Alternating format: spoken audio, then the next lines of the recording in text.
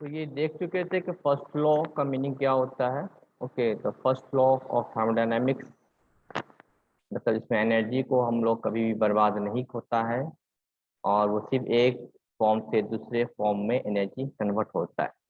ये था मेरा फर्स्ट लॉ ऑफ थर्मोडायनेमिक्स।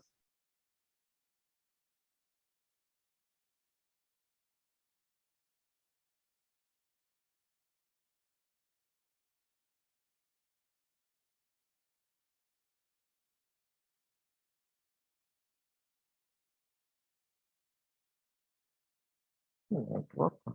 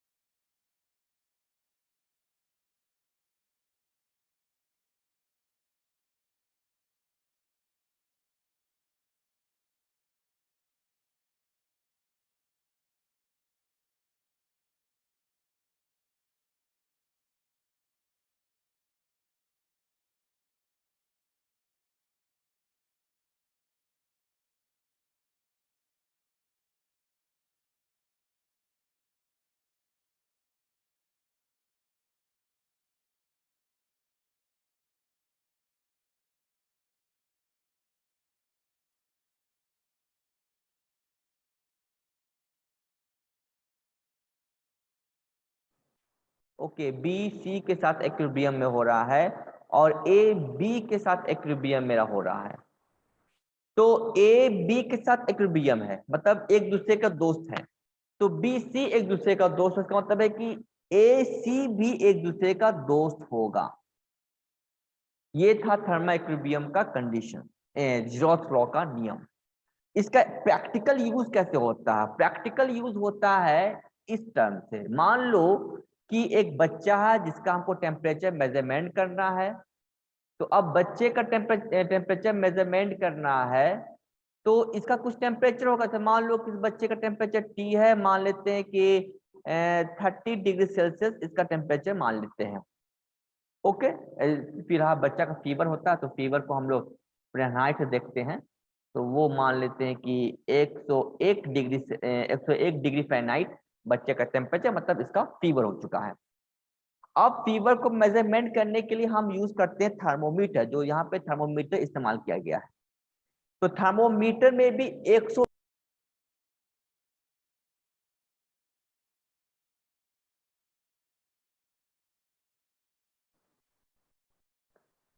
तो थर्मोमीटर हमें बताता है 101 डिग्री फ़ारेनहाइट बताता है। तो ये कैसे बताया? इसमें 3 ऑब्जेक्ट है। पहला ऑब्जेक्ट है बेबी, बच्चा ए। दूसरा जो ऑब्जेक्ट है वो जो थर्मोमीटर है, वो थर्मोमीटर का जो प्लास्टिक का जो अपर पार्ट, जिसको जो हम लोग मुंह में डालते हैं इसके हैं, वो होगी बी। और जो सी पार्ट है वो है मरकरी। ओके, जो इसके अंदर मरकरी है वो है सी पार्ट। तो अगर ए बी के साथ थर्मल इक्विलिब्रियम बना, मैं जो टेम्परेचर ए है वही बी बताया, तो बी वही बताएगा जो सी बताएगा, मतलब जो बी सी के साथ हमारा थर्मल इक्विलिब्रियम हो जाएगा। तो पता चला कि ए सी के साथ थर्मल इक्विलिब्रियम बन गया, मतलब जो ए का टेम्परेचर था वो पारा जो हमारा जो मरकरी है वो हमारा 101 फ़ारेनहाइट बता देगा। तो ये था मेरा जीरोथ लॉ। तो क्योंकि हमने पहले बता चुके थे कि हम लोग जीरोथ लॉ को जो आविष्कार जो था वो आर.एच. फाउलर ने 1951 में किया था। सवाल है कि क्यों इसको जीरोथ बोलते हैं? क्योंकि ये पहले ही फर्स्ट सेकंड लॉ से इसको पहले होना चाहिए था, लेकिन फर्स्ट लॉ पहले आविष्कार हो चुका था, तो इसको पहले रखना चाहिए था एक के पहले। तो एक के पहले क्या बचा? जीरो बचा, तो इसलिए इसका नाम जीरोथ लॉ रख दिया गया था। टेम्परेचर का मेजरमेंट हम लोग इसी नियम के अनुसार, अभी हम देखें कैसे टेम्परेचर मेजरमेंट करते हैं। तो टेम्परेचर मेजरमेंट हम लोग इसी के नियम से करते हैं। इस मेजरमेंट करने के लिए 3 ऑब्जेक्ट का इस्तेमाल किया गया है। इसी से आगे जाके हम लोग टेम्परेचर का मेजरमेंट करते हैं। हमारा थर्मोमीटर, जो थर्मोमीटर बनता है वो इसी के प्रिंसिपल के अनुसार थर्मोमीटर हमारा बन जाता है। तो थोड़ा देख लेते हैं कैसे कैसे, हल्का सा एग्जांपल ले लेते हैं, उसके बाद तुमको ज्यादा इसमें डिटेल पढ़ने की जरूरत नहीं है।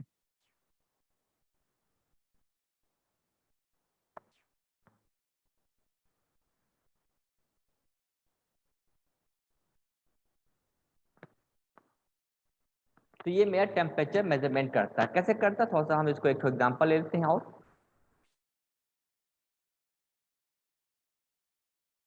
तो इसमें 3 चीज होता है हमारा है मेजरमेंट करने के लिए। एक होता है रेफरेंस बॉडी, जिसको हम बोलते हैं थर्मोमीटर। तो थर्मोमीटर हमारा एक रेफरेंस बॉडी हो जाएगा। एक होता है थर्मोमेट्रिक प्रॉपर्टीज।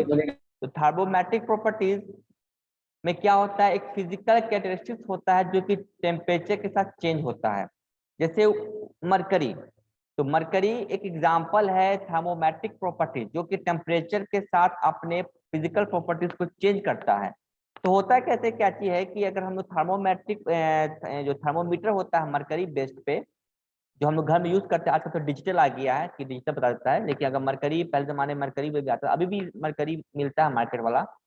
तो मरकरी जो हम ग्लास में यूज करते हैं, तो जब टेम्परेचर देते हैं तो वो उसका लेंथ इंक्रीज करता है। तो मरकरी फैलता है, मरकरी क्या होता है उसका लेंथ में बदलाव आता है, वो एक्सपेंड करता है।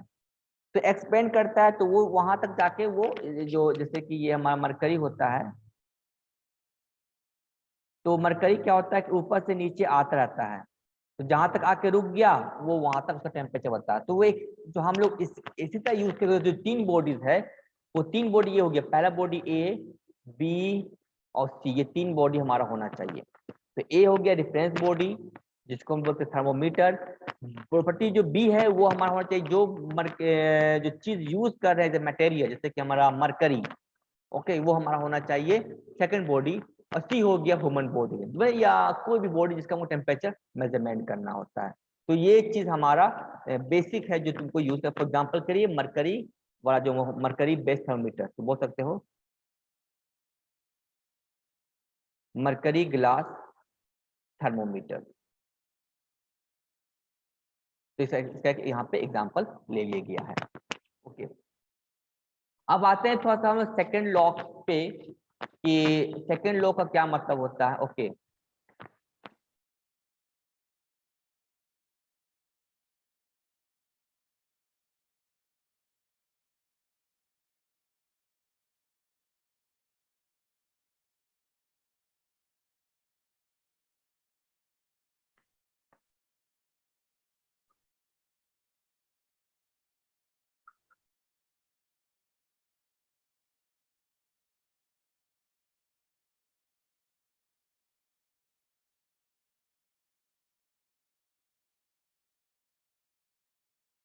तो सेकंड लॉ को अगर क्या होता है कि सबसे पहले क्वेश्चन जहन में आना चाहिए कि जब हम लोग किसी भी आइसक्रीम को अपने रूम टेम्परेचर पे रखते हैं या इस तरह छोड़ देते हैं तो वो पिघलना शुरू हो जाता है। ओके, वो पिघलना शुरू हो जाता है। क्वेश्चन दूसरा जहन में क्वेश्चन आना चाहिए कि हम जवान क्यों नहीं होते, हम दिन ब दिन बूढ़े क्यों होते हैं, हम जवान क्यों नहीं होते हैं। ओके, तो इसका एक जवाब ये है क्यों ऐसा होता है। पानी, गर्म पानी ठंडा क्यों होता है, वो अपने आप गर्म क्यों नहीं होता है। ऊपर से गिरा हुआ चीज नीचे अपने आप क्यों गिरता है, नीचे का सामान अपने आप ऊपर क्यों नहीं जाता है। तो ये सारे जवाब को हम लोग इस first law and second law से समझाते हैं। सेकंड लॉ को समझाने के लिए अलग अलग लोगों ने इसको अलग अलग परिभाषा दिया है। पहला एक आदमी था जिसने इसको परिभाषा दिया, उसका नाम था सेडी कार्नोट, जिसने अपने तरीके से सेकंड लॉ को समझाया। ओके, दूसरे आदमी का नाम था लॉर्ड कैल्विन, जिसने भी अपने तरीके से सेकंड लॉ को समझाया। और जो तीसरा था वो तुमको, हाँ, क्लाउजियस स्टेटमेंट था, जो यहाँ पे लिखा हुआ है क्लाउजियस स्टेटमेंट था। ओके, तो यहाँ पे दो तीन स्टेटमेंट है, तो तीनों स्टेटमेंट को समझना हम लोग को है कि क्या इसका मतलब होता मेरा है। तो फर्स्ट लॉ क्या बोलता है, फर्स्ट लॉ हमारा ये एक्सप्लेन करता है कि हीट जो एनर्जी होता है वो कंजर्व होता है, एनर्जी इज कंजर्व। तो फर्स्ट लॉ के अकॉर्डिंग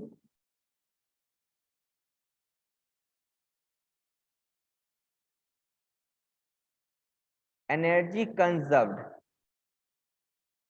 तो एनर्जी बर्बाद नहीं होता, वो कंजर्व रहता है चाहे जैसी भी हो जाए। लेकिन अब एनर्जी का जो फ्लो है, फ्लो ऑफ एनर्जी, चाहे बोल सकते हो हीट एंड व्हाट, क्योंकि एनर्जी का दो ही फॉर्म को एग्जांपल लेंगे चाहिए, हीट एंड व्हाट। तो एनर्जी फ्लो किस दिशा में होगा, डायरेक्शन। तो फर्स्ट लॉ ऑफ थर्मोडायनेमिक्स ये कभी नहीं बताता है अबाउट डायरेक्शंस। तो डायरेक्शन के अबाउट ये कभी नहीं बताता है कि किस दिशा में कोई चीज जाएगा। जैसे एक कप रखे हुए हैं चाय पीने का, गर्म चाय है, तो यहां से हीट, ऐसे तो हम लोग जानते हैं, अगर नहीं भी पढ़ते तब भी जानते हैं कि भाई चाय गर्म है तो ठंडा हो जाएगा। तो चाय ठंडा हो गया, तो फर्स्ट लोग कहा कि अगर चाय ठंडा हो गया तो इसका जो एनर्जी था वो बर्बाद नहीं हुआ, कहीं ना कहीं चला गया होगा, दूसरे फॉर्म में चल गया होगा। लेकिन ये नहीं बताएगा कि किधर गया, किस रूप में गया, माने किस दिशा में गया, ये नहीं बताएगा। तो सेकंड लॉ इस चीज को एक्सप्लेन करेगा कि ये किधर जाएगा। ओके, वो किधर की तरफ वो एनर्जी फ्लो करेगा, वो सेकंड लॉ ऑफ थर्मोडायनेमिक्स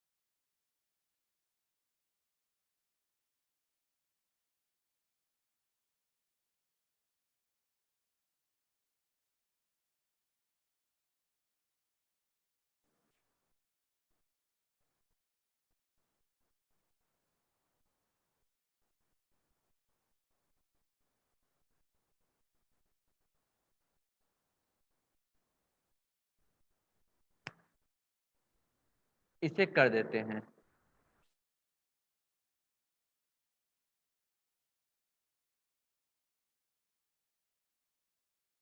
तो हीट कभी भी कंप्लीटली कन्वर्ट नहीं होगा। अगर ऐसा हो जाता है तो एफिशिएंसी ऑफ हीट इंजन का फॉर्मूला क्या होगा? Efficiency of the heat engine total work divide by total Q1। तो total W equal to total Q1, तो W को लिख सकते हैं टोटल Q1 माइनस Q2, क्योंकि यहाँ पे वर्क के बराबर हो गया मेरा, divide by Q1। Okay, total heat this one. तो अगर मेरा work Q total work Q के बराबर हो जाएगा, टोटल इनपुट Q1 इस W के बराबर हो जाएगा, तब तक Q2 जीरो मेरा हो जाएगा। और जब Q2 जीरो हो जाएगा तो एफिशिएंसी मेरा बन जाएगा 100%, वो बन जाएगा 100%। तो एफिशिएंसी बन जाएगा 100%। जबकि ऐसा नहीं हो सकता क्योंकि कुछ कुछ एनर्जी लॉस होगा, फ्रिक्शंस के टर्म में लॉस होगा, तो यहाँ पे फ्रिक्शंस होगा, क्योंकि टोटल हीट को हम कन्वर्ट नहीं कर सकते हैं according to Joule's law. Joule's law ने कहा था कि नहीं कर सकते क्योंकि कुछ दूसरे फॉर्म में कन्वर्ट हो जाएगा। तो लेकिन अगर ऐसा मशीन ऐसा करने को ये रेडी हो जाए, ऐसा कोई मशीन मार्केट में बन जाए जो कि ये मुमकिन है कि ये बन जाए, ऐसा एफिशिएंसी 100% हो जाए, मैंने गाड़ी ऐसा बन जाए कि टोटल तेल वो यूज करे, उसकी माइलेज 100% हो जाए, कोई लॉस नहीं हो, तो ऐसे को बोलते हैं PMM1, मतलब परपेचुअल मोशंस ऑफ मशीन में टोटल हीट वर्क में कन्वर्ट हो जाएगा, टोटल हीट वर्क में कन्वर्ट हो जाएगा, मतलब कोई लॉस ऑफ हीट नहीं होगा। तो ऐसे को बोल देते हैं परपेचुअल मशीन, मतलब सिंपली हीट यहां से देगा, Q और टोटल वर्क में कन्वर्ट हो जाएगा, यहाँ Q2 इक्वल टू 0 हो जाएगा। तो ऐसे को बोलते हैं परपेचुअल मोशन ऑफ मशीन 1। मैं फर्स्ट लॉ के अकॉर्डिंग पहला ऐसा मशीन कंसेप्ट में आया। सेकेंड, जो कि सेकेंड लॉ ऑफ थर्मोडायनेमिक्स को दूसरे तरीके से जो समझाया वो था मेरा क्लाउजियस का नियम। तो ये असल में सैडी कार्नोट, ये जो हीट इंजन था, ये जो नियम था परपेचुअल, जो कि 100% में कन्वर्ट नहीं कर पाए कोई भी इंजन, इसको कैल्विन का भी नियम बोलते हैं, कैल्विन प्लैंक लॉ। ओके, मतलब कि 100% एफिशिएंसी नहीं होना चाहिए। 100% efficiency equal to 100% efficiency is not possible. अगर ऐसा होता है तो वो बन जाएगा परपेचुअल मोशन मशीन। ओके, तो नॉट पॉसिबल। तो ऐसा कोई भी हीट इंजन नहीं है जो कि कंप्लीटली कन्वर्ट कर जाए। ओके, अब आते हैं क्लाउजियस स्टेटमेंट कि क्या मतलब होता है क्लाउजियस स्टेटमेंट को।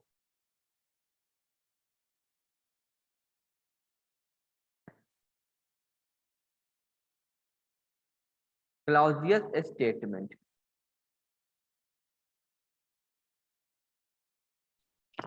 क्लाउजियस स्टेटमेंट ये कहता है कि अगर